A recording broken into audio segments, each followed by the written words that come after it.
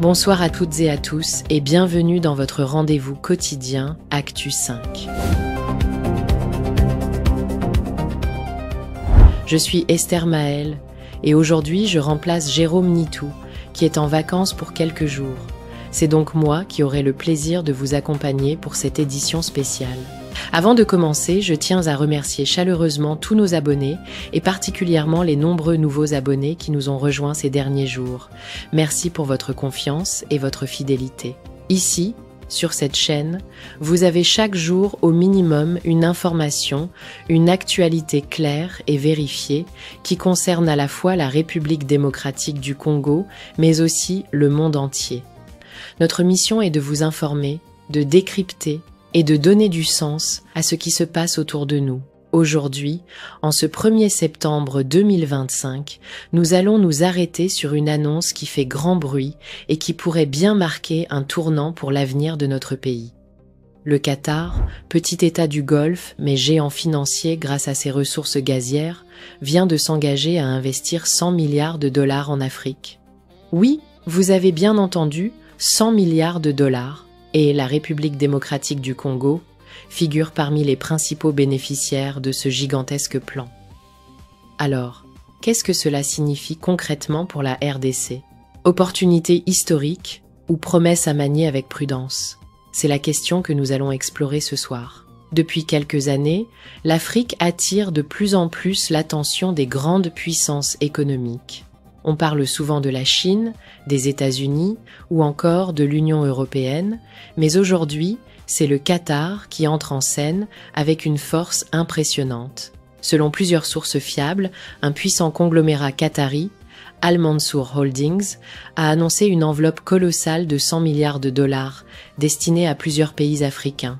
Le Mozambique, la Zambie, le Zimbabwe, le Botswana, le Burundi, et bien sûr, la République démocratique du Congo. Pourquoi cet intérêt soudain pour l'Afrique? D'abord parce que le Qatar cherche à diversifier son économie, encore trop dépendante des hydrocarbures.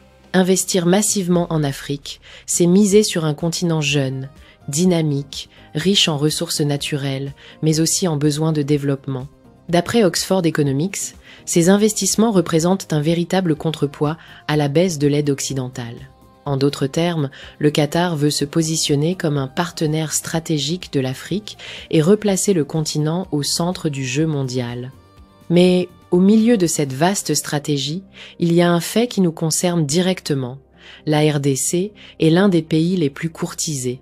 Plus de 21 milliards de dollars sont promis à notre pays. 21 milliards. C'est une somme qui dépasse de loin le budget annuel de l'État congolais. C'est dire l'ampleur de l'annonce. Pourquoi une telle priorité? Parce que la RDC est au cœur de toutes les convoitises, nos mines de cobalt et de cuivre, nos forêts, notre potentiel hydroélectrique, notre agriculture, et surtout un marché intérieur de plus de 100 millions d'habitants. Tout cela attire forcément l'attention des investisseurs étrangers, et le Qatar ne veut pas rester en marge de cette opportunité. Imaginons un instant l'impact que ces 21 milliards pourraient avoir s'ils étaient investis de manière transparente et efficace. On pourrait voir sortir de terre de nouvelles routes et de nouveaux ponts, des projets hydroélectriques capables de fournir de l'électricité à des millions de Congolais, des investissements massifs dans l'agriculture pour enfin atteindre l'autosuffisance alimentaire et pourquoi pas une modernisation des services publics dans la santé ou l'éducation. Bref, de quoi transformer la vie quotidienne des Congolais et donner un véritable coup d'accélérateur au développement national. Mais, chers téléspectateurs, entre l'annonce et la réalité, il y a souvent un fossé. Et c'est là que les interrogations commencent. Quels seront les mécanismes de contrôle de ces investissements? Seront-ils réellement orientés vers le développement du pays ou bien serviront-ils d'abord les intérêts stratégiques du Qatar? Certains analystes rappellent que derrière chaque promesse financière se cachent des contreparties. accès préférentiel aux ressources minières, concessions dans le secteur énergétique, influence politique grandissante. Autrement dit, ce qui est présenté comme une aide pourrait aussi devenir une dépendance si la gouvernance n'est pas solide.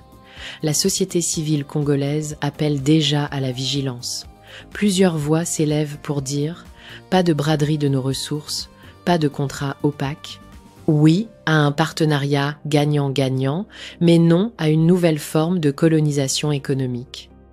La transparence, la redevabilité et l'implication de la population seront des conditions essentielles pour que cet engagement qatari se traduise réellement en progrès pour la RDC, car, souvenons-nous, notre pays a déjà connu par le passé de grandes promesses, restées lettres mortes.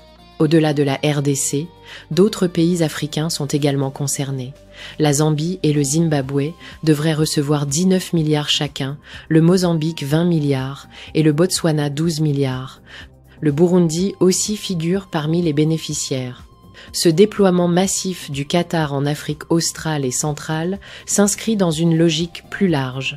Renforcer sa présence diplomatique, sécuriser des partenariats économiques et se positionner comme un acteur incontournable dans un continent en pleine mutation. Pour nous, Congolais, la question reste ouverte. Ces 21 milliards annoncés sont-ils une véritable opportunité de développement ou un mirage de plus dans l'histoire de notre pays? La balle est désormais dans le camp de nos dirigeants. Auront-ils la capacité et la volonté de transformer cette manne financière en projets concrets qui améliorent la vie des citoyens?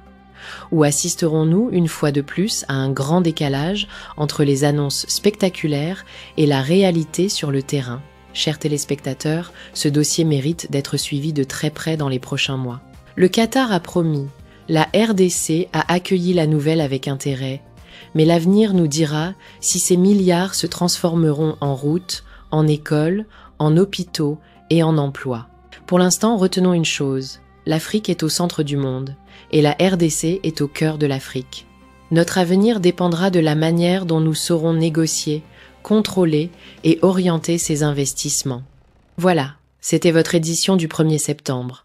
Je suis Esther Maël et vous suiviez Actu5 sur votre chaîne d'actualité Congo Réveil Info en remplacement de Jérôme Nitou. Merci pour votre fidélité, bienvenue encore une fois à tous nos nouveaux abonnés et je vous donne rendez-vous demain pour une nouvelle actualité. Au revoir.